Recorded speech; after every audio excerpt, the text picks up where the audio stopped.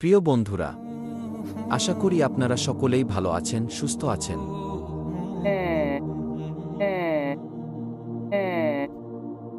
ফেরাউনের লাশ থেকে কেন এই অদ্ভুত আওয়াজ বের হল? বিজ্ঞান কি এর কোনো ব্যাখ্যা দিতে পারবে? কেন প্রতি বছর ফেরাউনের লাশের উপরে একটি ইঁদুর ছেড়ে দেওয়া হয়? কেন ফেরাউনের হাতের নখ এবং চুল বাড়তে থাকে? জানতে হলে ভিডিওটি সম্পূর্ণ দেখতে থাকুন।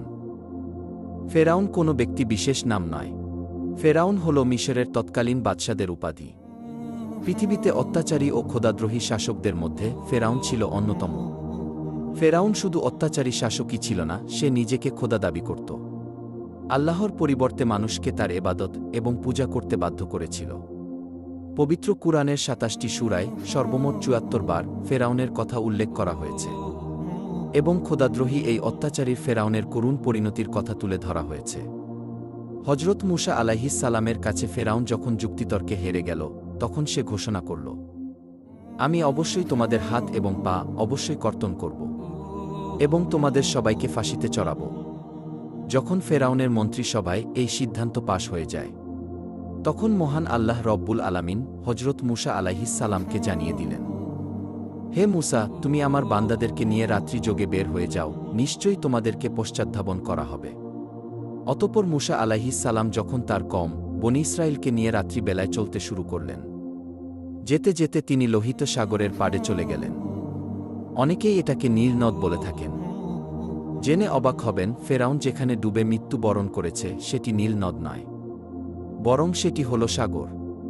বাহারে আহমার, রেড সি বা লোহিত সাগরে ফেরাউনের মৃত্যু হয়েছে। কেননা আরবিতে নাহরুন শব্দের অর্থ হল নদী, আর বাহরুন শব্দের অর্থ হল সাগর। পবিত্র কুরআনেও বাহার শব্দটি ব্যবহার করা হয়েছে। হজরত মুসা আলাইহিস সালাম তার কওমকে নিয়ে যখন লোহিত সাগরের পাড়ে এসে দাঁড়ালেন, তখন তারা দেখতে পেলেন পেছন দিক থেকে দেয়ে আসছে ফেরাউন বাহিনী। তার কওমের লোকেরা বলতে লাগল, সামনে বিশাল উত্তাল সমুদ্র, পিছনে ফেরাউন বাহিনী, নিশ্চয়ই আমরা ধরা খেয়ে গেলাম। তখন মুসা আলাইহিস সালাম উত্তরে বলেন, কখনো না। নিশ্চয়ই আমাদের সাথে আমাদের মহান রব রয়েছেন, তিনি আমাকে পথ প্রদর্শন করবেন। অতঃপর আল্লাহ তাআলা বলেন, হে মুসা, তুমি তোমার লাঠি দ্বারা সমুদ্রে আঘাত করো। সমুদ্রে আঘাত করার সাথে সাথেই সমুদ্রের বুক চিরে একটি বিশাল প্রশস্ত রাস্তা তৈরি হয়ে গেল। সাগরের মাঝে রাস্তার দুই পাশে পানি দুই ভাগে বিভক্ত হয়ে সুউচ্চ পাহাড়ের মতো দাঁড়িয়ে রইল। আমরা অনেকেই জানি লোহিত সাগরের গভীরতা প্রায় ৪ থেকে ৯ হাজার ফিট। সুতরাং সমুদ্রের তলদেশের মাটি প্রকাশ পেয়ে দুই পাশের পানি প্রায় ৯ হাজার ফিট উঁচু হয়ে দাঁড়িয়েছিল। শুষ্ক সেই পথ দিয়ে মুসা আলাইহিস সালাম এবং তার কওম খুবই স্বাভাবিকভাবেই সমুদ্র পাড়ি দিয়ে ওপারে চলে গেল। ফেরাউন এবং তার দলবল এসে যখন দেখতে পেল লোহিত সাগরের মাঝ বরাবর একটি বিশাল রাস্তা হয়ে গিয়েছে, তখন ফেরাউনের উজির হামান বলতে লাগল, আমরা ইতিপূর্বে লোহিত সাগরের পাড়ে এসে দেখেছি, কখনো রাস্তা ছিল না, কিন্তু এখন কিভাবে রাস্তা হল? ফেরাউন তখন উত্তর দিল, এই রাস্তা নাকি সে নিজে নির্মাণ করেছে।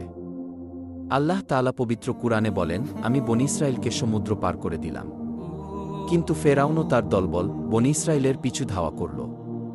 ফেরাউন তার দলবল নিয়ে যখন সমুদ্রের মাঝপথে এসে উপনীত হল, তখন আল্লাহ তাআলা সমুদ্রকে স্বাভাবিক হওয়ার ঘোষণা দিলেন, ফলে পানি তাদেরকে ডুবিয়ে দিল। তৎক্ষণাৎ ফেরাউন বলতে লাগল, আমান্তু, আমি ঈমান আনলাম, লা ইলাহা ইল্লাল্লাহ, আল্লাহ ছাড়া কোনো মাবুদ নেই। আমি সেই আল্লাহর প্রতি ঈমান আনলাম যে আল্লাহর প্রতি ঈমান এনেছে বনী ইসরাইল।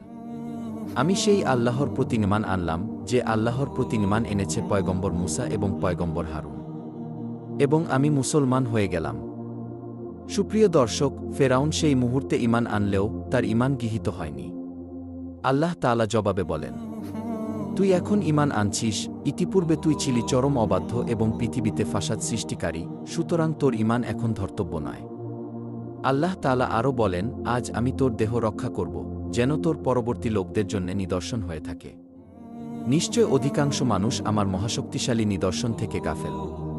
ইমাম কাতাদাহ রহিমাহুল্লাহ বলেন, বনী ইসরাইলগণ সাগর পাড়ি দেবার পর মুসা আলাইহিস সালাম যখন বনী ইসরাইলদেরকে ফেরাউনের নিহত হওয়ার সংবাদ দেন, তখন তারা এই খবর অস্বীকার করতে লাগল, কেননা ফেরাউনের ব্যাপারে তারা খুবই ভীত সন্ত্রস্ত ছিল এবং তারা বলতে লাগল, ফেরাউন হয়তো ধ্বংস হয়নি।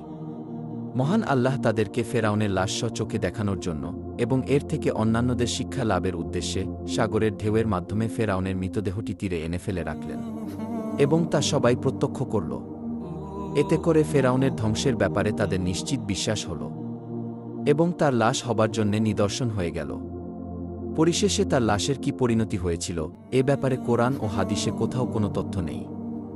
কিন্তু এই ঘটনা সংঘটিত হওয়ার ৩,০০০ বছর পর লোহিত সাগরের তীরে জাবালিয়ান নামক স্থানে ১৮৯৮ সালে ফেরাউনের লাশ সর্বপ্রথম আবিষ্কার করা হয়। কিন্তু এখানে প্রশ্ন হল, ফেরাউনের মৃত্যুর পর থেকে ১৮৯৮ সালের আগ পর্যন্ত দীর্ঘ ৩,০০০ বছর লাশটি কোথায় ছিল? অধিকাংশ ঐতিহাসিকদের মতে এটি পানিতে অক্ষত অবস্থায় ভাসমান ছিল। যাই হোক, অতঃপর এই লাশটির সঠিক তথ্য উদ্ঘাটনে মিশর সরকার দীর্ঘদিন গবেষণাগারে সংরক্ষণ করেন। অবশেষে দীর্ঘ গবেষণার পর মিশর সরকার ঘোষণা করেন এটিই সম্ভবত মুসা আলাইহিস সালামের যুগের মিশরের সবচেয়ে প্রতাপশালী খোদাদ্রোহী ফেরাউনের লাশ। বিশ্বব্যাপী এ সংবাদ ছড়িয়ে পড়ায় ১৯৮১ সালে ফ্রান্স সরকার ফেরাউনের লাশ নিয়ে উচ্চতর গবেষণার জন্য মিশর থেকে ফেরাউনের লাশকে রাজকীয় সংবর্ধনা দিয়ে নিয়ে যায়। ফেরাউনের লাশ লাল গালিচা সংবর্ধনা দিয়ে বরণ করা হয়। অবাক করা বিষয় হল, ফেরাউনকে ফ্রান্সে আনার জন্য তার পাসপোর্ট তৈরি করা হয়। পাসপোর্টে তার পরিচয় লেখা হয় মহান মিশর সম্রাট। এটা করা হয়েছে কারণ ফ্রান্সের আইন অনুযায়ী জীবিত কিংবা মৃত কেউ ফ্রান্সে পাসপোর্ট ছাড়া ঢুকতে পারে না। তাই এই নিয়ম মেনেই তাকে ফ্রান্সের ল্যাবে হাজির করা হয়। সেখানে বিখ্যাত সকল সার্জন ও বিজ্ঞানীরা সারারাত গবেষণা করে আবিষ্কার করেন এই লাশটির মৃত্যু হয়েছে সাগরে। তার শরীরে লবণের কণা পাওয়া গিয়েছে। সাগরে ডুবে মরা ছাড়া এমন সামুদ্রিক লবণ কণা পাওয়া সম্ভব নয়। এছাড়া তার কয়েকটি হাড্ডিতে চোটের চিহ্ন প্রমাণ করে বড় বড় ঢেউ রুখতে গিয়ে তার এই অবস্থা হয়েছে।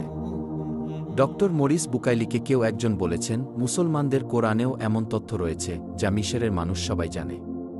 বুকাইলি অবাক হয়ে বলেন, অসম্ভব, ফেরাউনের মৃত্যুর তথ্য আমরা কেবলই আবিষ্কার করলাম। আজ থেকে ১৪০০ বছর আগে মোহাম্মদ কি করে এমন কথা বলতে পারে?